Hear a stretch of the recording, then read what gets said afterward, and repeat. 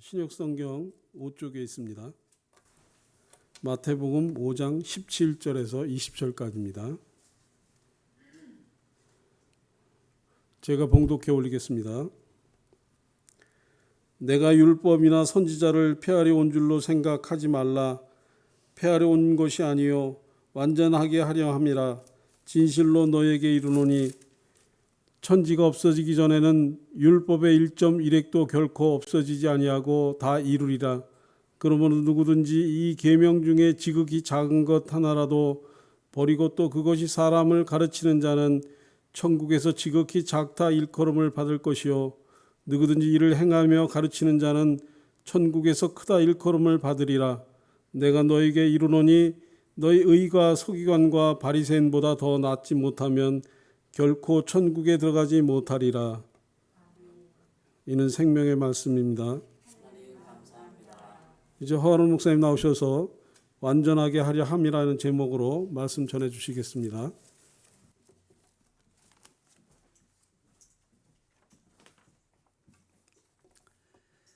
지난 시간에는 예수님께서 나사렛 사람으로 불려지게 되신 배경에 대해서 함께 살펴보았습니다.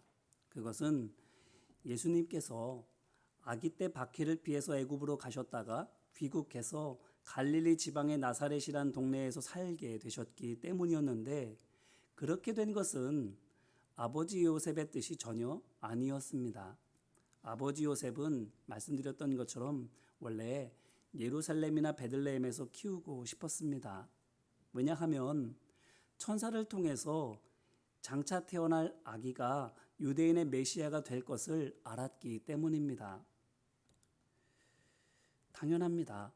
오늘날이야 배경보다 능력이 더 중요한 시대가 되었지만 예수님 때는 신분과 계급이 있을 뿐만 아니라 그 벽이 매우 견고한 시대였기 때문에 메시아가 되려면, 지도자가 되려면 그에 걸맞는 배경이 있어야 합니다. 출세하려면 정치 종교적인 중심지인 예루살렘에 있거나 다윗 왕의 고향인 베들레헴 출신이 되어야 하는 것입니다. 그래야 뭐가 돼도 되는 거죠. 안 그러면 지도자들에게는 말할 것도 없고 백성들에게조차 인정받기가 어려운 거예요. 메시아로. 능력은 상관없이. 그렇기 때문에 아버지 요셉이 예수님을 좋은 곳에서 자라게 하려고 애를 썼던 겁니다. 그런데 그와 같은 요셉의 바람은 어땠어요? 초장부터 어긋났어요. 아들이 베들레헴에서 태어나기는 했지만 이내 가져온 짐도 다 못 가지고 애굽으로 도망치듯 떠나서 엄린 살림으로 피난살이를 하게 해야 했습니다. 또 돌아오기는 했어도 그렇게 가고 싶었던 예루살렘과 베들레헴은 갈 수 없었고, 또 심지어는 유대 땅 어느 작은 동네에서조차 살 수 없었습니다. 아들을 죽이려고 했던 헤롯 왕이 비록 죽었지만 그 아들이 대를 이어서 왕위를 이었기 때문에 그 사람이 다스리고 있는 유다에서는 아들의 욕심이 안전하지 않다 여길 수밖에 없었기 때문입니다. 그래서 할 수 없이 유다 땅이 아닌 이방 땅 취급을 당하고 있는 갈릴리로 가게 된 것이고, 그 가운데에서도 나사렛으로 가게 된 겁니다.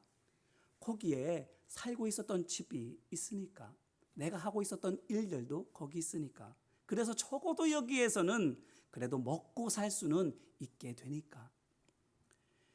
이렇게 예수님께 가난한 애굽 피난민 출신이라는 꼬리표에 갈릴리 나사렛 사람이라는 꼬리표까지 붙게 됐어요. 출세할 수 없는 나쁜 조건을 2개나 갖게 된 겁니다. 아니 3개인가요? 아버지 요셉이 목수였잖아요. 비천한 신분이잖아요. 아니 4개네요. 그런 아버지조차도 일찌감치 세상을 떠났으니까 예수님은 성공할래야 하기 어려운 조건을 가지고 계셨던 거예요. 메시아가 되는 것은 고사하고 지도자가 그저 밥벌이하면서 사는 것도 어려운 환경에 놓이게 된 겁니다. 그렇게 철저히 아버지 요셉이 꿈꾸고 계획한 것과 반대가 되었어요. 자, 그런데 사람의 계획은 틀어졌는데 어떻게 됐다고요? 그게 오히려 하나님의 계획을 이루는 게 되었다고요. 예수님께서 어떻게 되셨습니까? 성경에 있는 예언자들이 예언했던 바로 그 메시아라고 입증되는 것이 바로 그 실패들을 통해서 이루어지게 된 겁니다. 이것을 통해서 하나님의 길이 사람의 길과 같지 않음을 배웁니다. 그래요. 달라요. 하나님의 길은 사람의 길과, 사람은 올라가야 한다 하지만 하나님께서는 내려가야 된다 하십니다. 사람은 하나라도 더 가져야 된다라고 하지만 하나님께서는 하나라도 더 내려놓아야 한다고 하십니다. 이후에 예수님께서 하시는 일들을 보게 되면 정말 이렇게 하세요. 보십시오. 마태복음 2장 이후에 예수님께 어떤 일이 일어납니까? 3장 말씀을 보니까 먼저 세례 요한이 요단강에서 이스라엘 백성에게 회개를 촉구하면서 참회의 세례를 행하는 이야기가 나오지요. 그때 예수님께서 어떻게 하십니까? 요한에게 찾아가셔서 그의 앞에 무릎을 꿇고 겸손히 세례를 받으세요. 당연히 요한은 거절하죠. 3장 14절 말씀에 이렇게 말하고 있습니다. 요한이 말려 이르되 내가 당신에게서 세례를 받아야 할 터인데 당신이 내게로 오시나이까? 이렇게 말하는 거예요. 천부당 만부당한 말씀이십니다. 제가 받아야지 어떻게 예수님께서 제게 받으십니까? 이렇게 말리는 거예요. 어때요? 하나님 아들이심에도 불구하고 죄 없으심에도 불구하고 겸손히 자기를 죄인으로 고백하십니다. 지도자가 되려면 어떻게 해야 돼요? 심지어 메시아가 되려면 어떻게 해야 돼요? 있는 죄도 숨겨야 돼요. 요즘 세상 보세요. 털어서 조금이라도 죄가 나오면 그거 가지고 얼마나 많은 꼬투리를 잡히고 얼마나 많은 흠이 됩니까? 그래서 올라가고 싶어도 더 못 올라가는 일들이 얼마나 많이 일어납니까? 있는 죄도 숨겨야 돼요. 그런데 어떻게 하신 거예요? 죄가 없으심에도 불구하고 나는 죄인입니다. 이러시는 거예요. 수많은 사람들이 지켜보고 있는 앞에서 나는 죄인입니다. 인증하고 계시는 거예요. 그리고는 4장 1절로 11절 말씀을 보니까 또 어때요? 광야로 가십니다. 광야를 가셔서 거기에서 사단에게 시험을 당하시죠. 자, 이게 뭘 의미해요?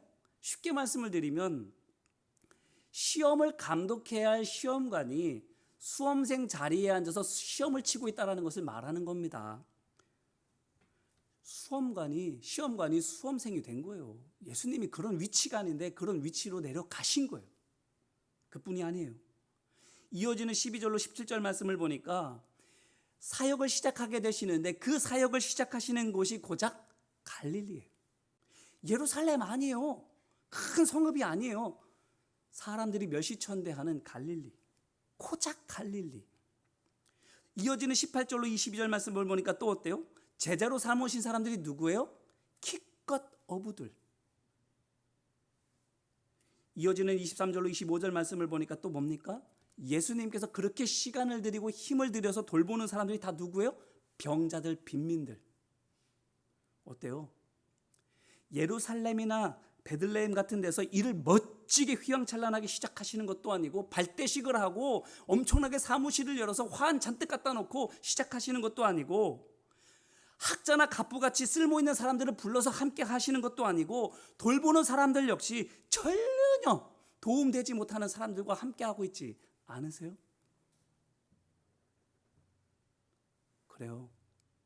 예수님께서는 가난한 애굽 피난민 출신이라는 꼬리표에다가 천한 갈릴리 나사렛 출신이라는 꼬리표까지 달고 계셔서 이미 성공과는 거리가 꽤 많이 벌어지신 분인데 그래서 이제부터 전력으로 쫓아가도 될까 말까일 텐데 어떻게 하고 계세요? 반대로 하고 계세요. 열심히 쫓아가도 정말 기적같이 닿을까 말까 할 건데 전혀 반대로 가고 계시는 거예요. 더 멀어지는, 성공해서 점점 더 멀어지는 그 길로 가시는 거예요. 그럼 좀 궁금해집니다. 언제부터였을까? 예수님께서 이렇게 사람의 길과 반대로 가시게 된 게 언제부터였을까? 감사하게도 거기에 힌트를 주는 본문이 있습니다. 바로 복음서에서 유일하게 예수님의 어린 시절을 전해주고 있는 누가복음 2장 41절로 52절 말씀이지요. 다들 잘 알고 계시죠? 그러면 그 내용이 뭡니까? 6월절이 돼서 예수님의 부모 요셉과 마리아가 어린 예수님을 데리고서 예루살렘으로 갑니다. 갔다가 돌아오는데 어떻게 됐어요? 예수님이 안 보이는 거예요. 헤어진 거죠. 그래서 어떻게 합니까? 사흘 길을 도로 찾아 올라가서 예루살렘 성전에서 다시 만나는 이야기가 바로 그 얘기예요. 예수님께서 어디 계셨어요? 예루살렘 성전에 계셨어요. 뭐하고 계셨죠? 율법 교사들이랑 같이 율법에 대해서 같이 논하고 계셨어요. 그걸 보고 어머니가 말합니다.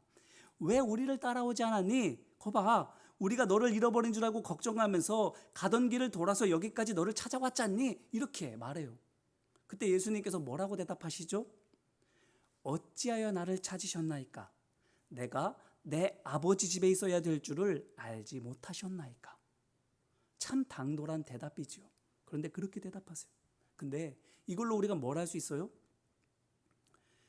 예수님께서 사람의 길을 당연히 가야 할 길로 보지 않으시고 사람의 집 역시 당연히 내가 있어야 할 것으로 여기지 않으셨다라는 거예요.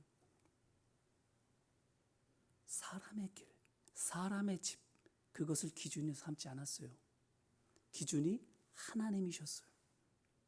그래요. 예수님께는 내 생각이나 다수의 주장이나 수많은 사람들이 이제까지 해왔던 것이 기준이 아닙니다. 하나님 말씀이 기준이에요.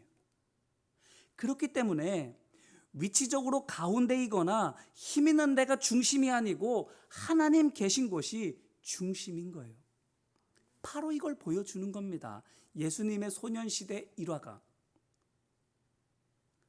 어려도 예수님이시니까, 정말 하나님의 아들이시니까 태어날 때부터 떡잎이 다를 수밖에 없지 않습니까? 이렇게 섣불리 단정 짓지 마세요. 이 일화는 예수님께서 일반 아이들과는 전혀 다른 비상한 소년이었다는 것을 밝히는 게 그 목적이 아닙니다. 그거 의도가 아니에요. 그렇게 본다면 이 일화를 전혀 잘못 보는 거예요. 그럼 뭘까요? 바로 어려도 알 수 있다. 뭐를? 하나님의 길을.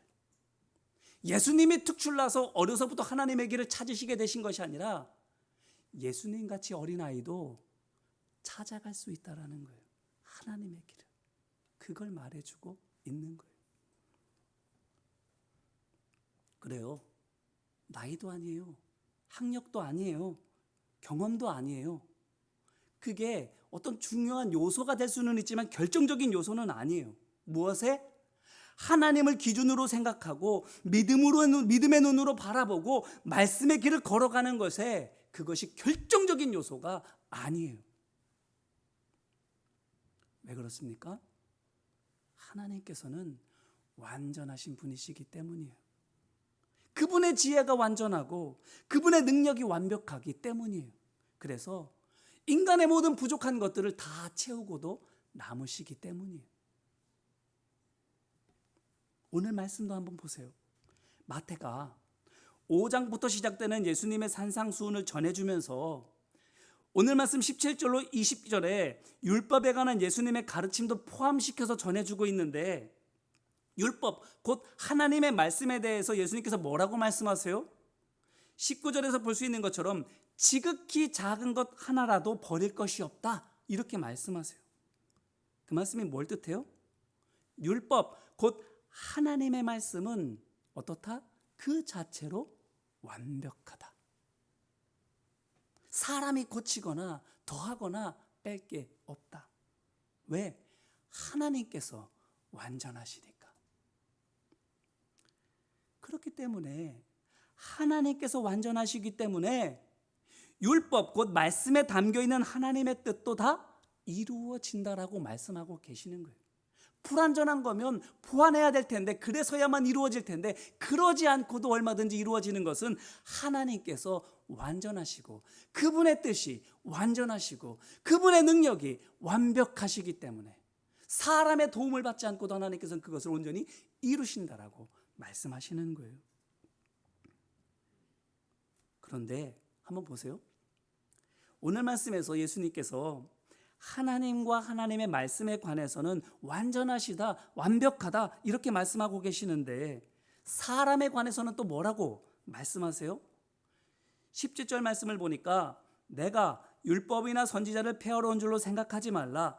폐하러 온 것이 아니요 완전하게 하려 함이라 이렇게 말씀을 하시는데 거길 통해서 뭘 할 수 있어요? 사람이 하나님의 뜻을 잘못 헤아린다. 안 그래요? 보세요. 예수님께서 이 땅에 오신 뜻이 율법이나 선지자를 완전하게 하시려는 것인데 사람들이 어떻게 생각한다라고 하시는 거예요? 반대로 생각한다라는 거예요. 완전하게 하시려고 세우시려고 오시는 것인데 오히려 반대로 허물어뜨리고 폐하려고 오시는 것으로 생각한다라는 거예요. 반대로 생각하는 거예요. 근데 누가 더 그렇게 생각합니까? 19절 말씀입니다. 누구든지 이 계명 중에 지극히 작은 것 하나라도 버리고 또 그같이 가르치는 자는 천국에서 지극히 작다 일컬음을 받을 것이요. 아멘. 누구라고요? 그렇게 하는 게 율법 교사들이라고요. 하나님을 누구보다도 잘 알고 있다는 사람들이 오히려 하나님의 뜻을 더 잘 모른다라는 거예요. 어려도 알 수 있는 건데 천한 신분에 궁한 형편에 온갖 안 좋은 꼬리표를 다 달고 있어도 다 할 수 있는 건데 어린 예수님처럼. 그런데도 배울 만큼 배웠어도 경험할 만큼 경험했어도 나이 들 만큼 들었어도 더 모른다라는 거예요. 이와 같은 가르침을 예수님께서 산에 오르셔서 산상수훈을 말씀하실 때 해주셨다고 마태가 오늘 말씀을 통해서 마태 공동체에게 전해주고 있는데 보시면 아시겠지만 이 가르침 4개의 복음서 중에서 유독 여기에만 있어요. 그것이 뭘 가르쳐 주는 거예요? 이 가르침이 마태가 보기에는 마태 공동체에 정말 들어야 될 말씀으로 생각했다라는 거예요. 이것만은 꼭 들어야 된다고. 이거를 꼭 들어야 된다고 전해주고 있는 거예요. 왜? 저들이 어떻게 하고 있어서? 예수님과 반대로 하고 있어서. 하나님의 말씀이 아닌 내 생각 또는 여러 사람의 주장, 사람들이 이제껏 해왔던 그것을 기준으로 생각하면서 그 기준에 따라 말하고 행하고 있기 때문에 뿐만 아니라 하나님께서 계신 곳보다 위치적으로 가운데이거나 많은 사람 또는 힘과 권력이 있는 곳을 중심이라고 생각하면서 그곳에 있기를 바라고 있었어. 그렇기 때문에 그런 마태 공동체를 향해서 꼭 들어야 될 말씀으로 이것을 전해주고 있는 겁니다. 말씀을 배울 만큼 배웠다는, 말씀을 잘 알고 있을 뿐만 아니라 외우기까지 하고 심지어 남에게 가르치고 전하기까지 하는 복음의 증인이라고 자처하는 마태 공동체를 향해서 마태가 말해주고 있는 거예요. 알고는 있지만 그게 아니라고. 너희가 하고는 있지만 반대로 하고 있다고 말하고 있는 거예요. 그래요. 마태의 눈에 마태 공동체는 20절에서 예수님께서 언급하신 서기관과 바리새인들처럼 하고 있는 거예요. 서기관, 말씀을 적는 사람입니다. 그런데 백날 적고 또 적어도 그 글자에 담긴 하나님의 뜻을 모르면 뭐와 같아요? 그냥 교회 뜰만 밟고 왔다 갔다 하는 사람과 똑같은 거예요. 뿐만 아니라 바리새인, 말씀을 가르치기도 하지만 그 전에 말씀을 행하는 사람이에요. 그런데 하고 또 해도 내 생각이 앞서고 내 이익이 먼저면 그게 또 누구와 같은 거예요? 디모데전서 6장 5절에서 바울이 말한 대로 마음이 부패하고 진리를 잃어버려서 경건을 이익의 방도로 생각하는 사람과 같은 거예요. 그래서 결국 예수님께서 성전에 들어가셔서 매매하는 사람들 쫓아내셨을 때 그 쫓겨났던 사람들과 같게 되는 거예요. 그럼 어때요? 서기관과 바리새인 이 사람들이 뭐가 똑같은 거예요? 하기는 하되 잘못하는 것. 그래서 하고도 칭찬과 상급은커녕 도리어 책망과 벌을 받게 되는 것. 그게 똑같아요. 적습니다. 열심히 적어요. 그런데 하나님의 뜻을 몰라요. 합니다. 열심히 합니다. 누구보다도 열심히 하고 많이 합니다. 그런데 하나님 하시는 것과 반대로 하는 거예요. 그래서는 열심히 하지만 많이 알고 있지만 상급과 칭찬은 받지 못하고 오히려 책망받고 형벌받게 되는 거예요. 그런데 그거를 마태 공동체가 그대로 따라하고 있는 거예요. 그래서 예수님께서 말씀하십니다. 20절 말씀입니다. 내가 너희에게 이르노니 너희 의가 서기관과 바리새인보다 더 낫지 못하면 결코 천국에 들어가지 못하리라. 아멘. 여기서 더 낫지 못하면이라는 이 말씀에서 낫다라고 하는 그 단어를 주목해 보셔야 됩니다. 히브리 원문을 보면 이 단어가 페리세우스라는 단어인데 넘어서다라는 뜻입니다. 얼핏 생각하면 더 나아야 된다라고 하는 것은 조금 더, 아니 월등히 나아야 된다. 1등인데 그냥 1등이 아니라 2등과 격차가 굉장히 많이 벌어진 1등이어야 된다. 이렇게 생각하기 쉽습니다. 그런데 이건 그 얘기가 아니에요. 넘어서다라는 이 단어는 그런 걸 뜻하는 게 아닙니다. 그런 식의 나음을 말하는 게 아닙니다. 초월, 차원이 다른 나음을 뜻하는 말이에요. 그렇기 때문에 믿음의 사람은 서기관과 바리새인보다 달리기로 치면 훨씬 더 잘려야 되는 게 아니에요. 본질적으로 달라야 해요. 그게 뭘까요? 서기관과 바리새인들 동물로 치면 진짜 치타 같은 사람들이에요. 정말 잘 달려요. 열심히 달려요. 그런데 그 사람들과 겨루어서 달리기가 아닌 다른 걸로 이기려면 어떻게 해야 돼요? 반대로 달려야 돼요. 반대로 달려야 돼요. 같은 쪽으로 달려선 승산이 없어요.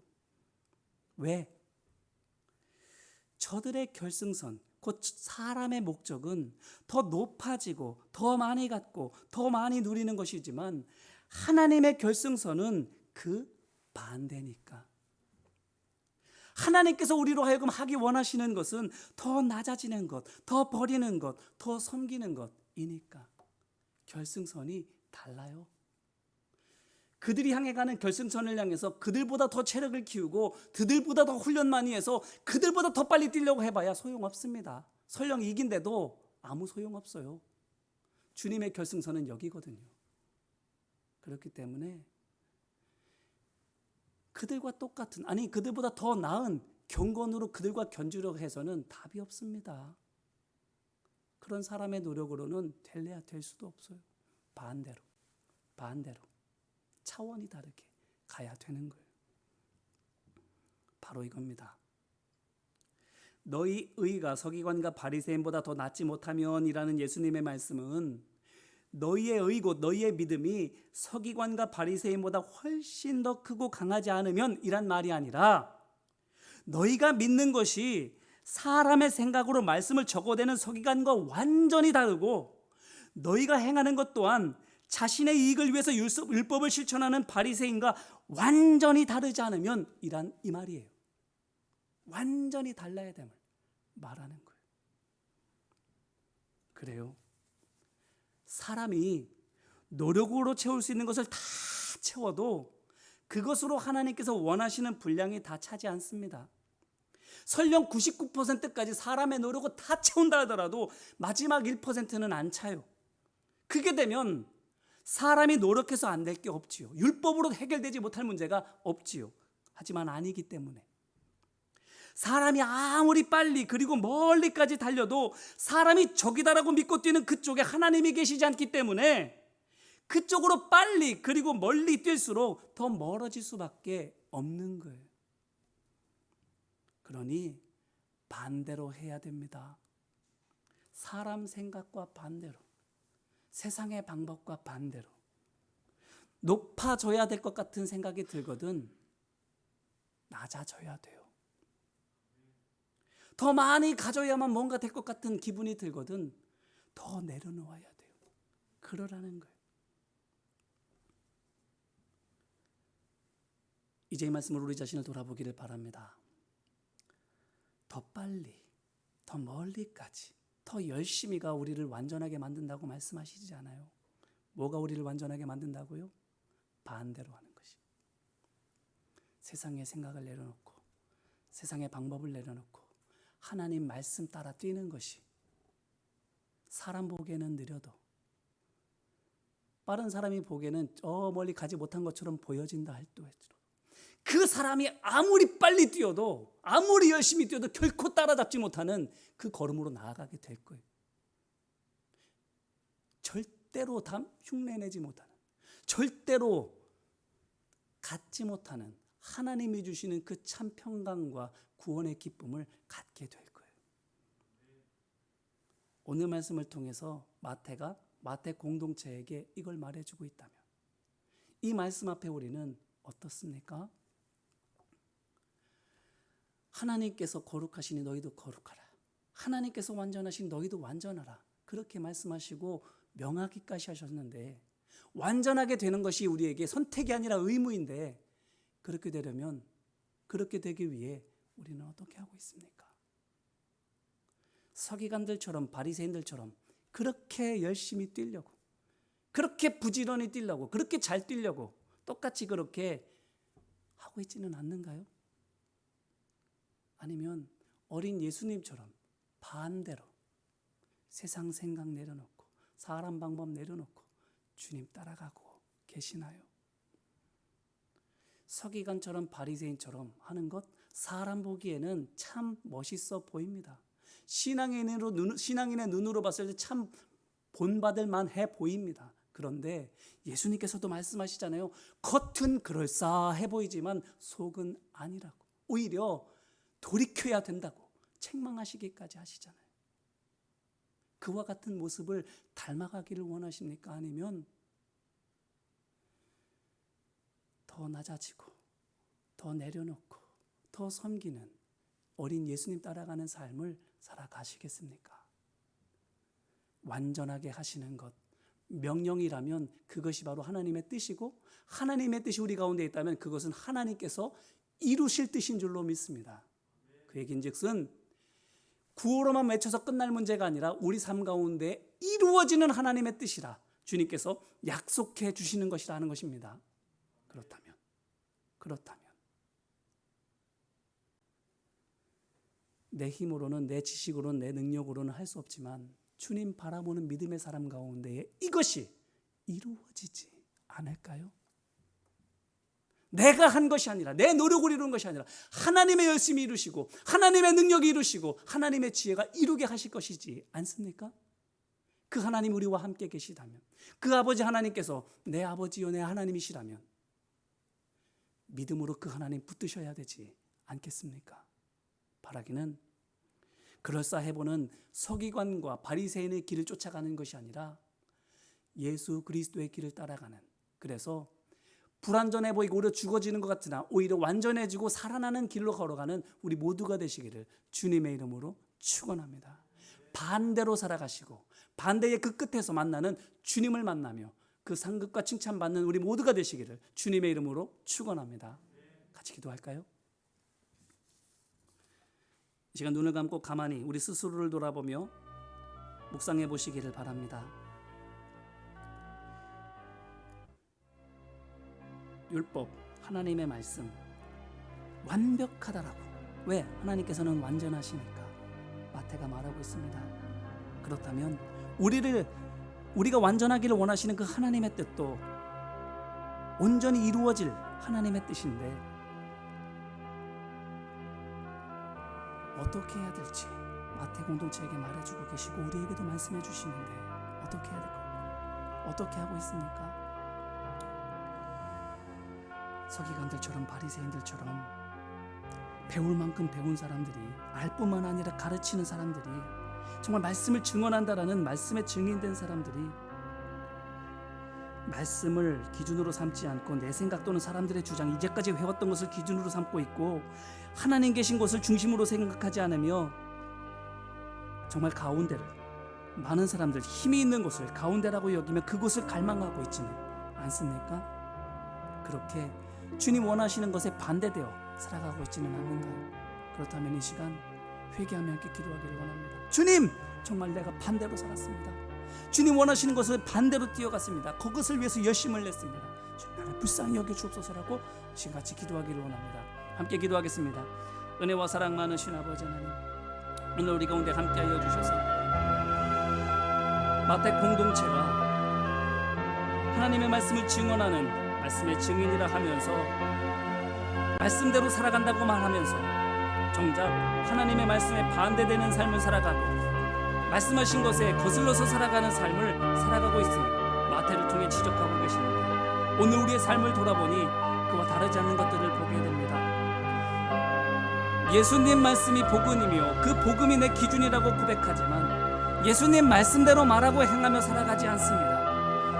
사람들의 말을 좇았고 이제까지 해왔던 전통을 따랐고 하나님의 말씀에 비추어서 그것을 판단하기보다 하나님의 말씀조차도 사람들의 말에 세상의 전통에 비추어서 판단하려고 들었을 때가 얼마나 많았는지 모릅니다. 뿐만 아니라 주님 계신 그곳이 중심이라고 생각하지 않고 그것을 향해 나아가려고 들지 않고 휘황찬란한 곳으로 마치 동방박사들이 베들레헴이 아닌 왕궁에 있는 예루살렘이 예수님 탄생하신 곳이라고 생각하며 그곳으로 먼저 갔던 것처럼 우리도 세상의 눈으로 바라보기에 휘황찬란하고 힘이 있는 그곳이 중심이라고 여겨져서 그곳을 향해 나아가고 있지는 않습니까? 그곳에 하나님 계신다고 생각하고 그곳으로 열심히 달려가고 있지는 않습니까?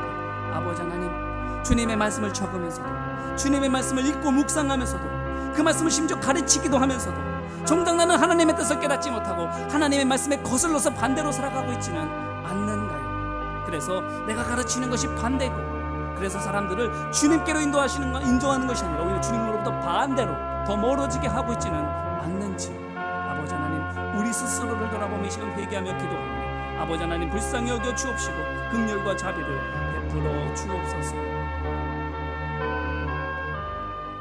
이어서 같이 결단하고 간구하며 기도하기를 원합니다. 완전하게 하려 함이라. 어느 누구에게만 가능한 특별한 재능이 아닙니다. 특수한 은사가 아닙니다. 모든 사람이 되기를 바라시는 하나님의 뜻이요 모든 사람에게 가능하게 하시는 하나님의 약속입니다. 그런데 그것은 사람의 노력으로는 되지 않고 사람의 생각, 사람의 방법으로는 되지 않고 오히려 그 반대 하나님의 말씀대로 갈 때의 가능함을 마태를 통해 우리에게 말씀해 주고 계시다면 우리 시간이 함께 간구할 때에 주님, 나를 완전하게 하시기는 주님, 높아지는 것이 보여질 때에 낮아지게 하옵소서. 더 갖기를 원할 때에 더 내려놓게 하옵소서. 더 누리고 싶을 때에 더 섬기게 하옵소서. 내 감정, 세상의 생각, 세상의 흐름 오히려 그 반대로 나아가는 내가 되도록 주님 도우시고 인도하옵소서라고 이 시간 간구하고 결단하며 함께 기도하겠습니다. 은혜와 사랑 많으신 아버지 하나님, 완전하신 하나님께서 그 완전하신 뜻이 온전히 이루어지는 더할 필요도 없고 보완할 필요도 없이 온전히 이루어지는 하나님의 약속을 우리에게 말씀해 주셨습니다. 그러하다면 우리의 노력이 아닌 하나님의 열심, 하나님의 능력이, 하나님의 지혜가 이것을 이루어갈 줄로 믿습니다. 우리는 그저 그것을 신뢰하고 말씀하시는 그 인도하심에 따라서 순종하며 걸어가기만 하면 될 뿐입니다. 아버지 하나님, 오늘 이 시간 이것이 믿음으로 결단되어지게 하여 주옵소서. 그래서 우리의 생각을 의지하지 않고 우리의 감정을 신뢰하지 않고 우리의 환경에 기대지 않고 하나님의 말씀만 의지하게 하옵소서. 하나님의 뜻, 복음, 예수 그리스도의 십자가만을 바라보며 나아가는 우리 모두가 될 수 있도록 주님 도와주옵소서. 더 많은 것을 가져야만 무엇이 될 것처럼 여겨지거든 오히려 내려가는 길을 택하게 하옵소서. 높아져야만 내가 더 많은 지지와 인정을 받아야만 될 것처럼 여겨지거든 오히려 더 낮아지고 겸손히 섬기는 자가 되게 하여 주옵소서. 철저히 세상으로부터 등 돌리고 주님만 따라가는 자 되게 하여 주옵소서.